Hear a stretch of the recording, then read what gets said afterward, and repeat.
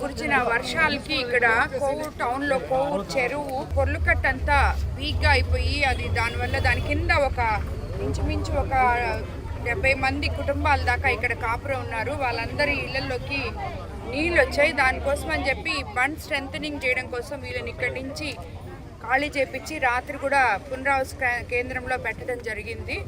So తర్వాత ఇప్పుడు మళ్ళీ ఇది రిపీట్ కాకుండా ఈ చెరువు కట్టని కొంచెం స్ట్రెంథనింగ్ చేసి వీళ్ళందరికీ అలాట్ చేస్తున్న ఇళ్లలోకి ఆల్రెడీ కొంతమందికి ఇల్లు అలాట్ చేస్తున్నాము, ఇళ్ళ స్థలాలు అలాట్ చేస్తున్నాము. చేయని వాళ్ళకి కూడా చేసి వీళ్ళని ఇక్కడి నుంచి పంపించి తర్వాత దీన్ని రాబోయే మళ్ళీ ఇంకొకసారి ఇలాంటి అవాంతరాలు జరగకుండా ఈ బండ్ స్ట్రెంథనింగ్ కోసం ఈ ఆల్రెడీ మనకి శాంక్షన్ అయ్యింది, అది తప్పకుండా వెంటనే చేపిస్తామని చెప్పి కూడా ఇక్కడ ఈరోజు వీళ్ళందరినీ చూడడానికి ఇక్కడికి రావడం జరిగింది.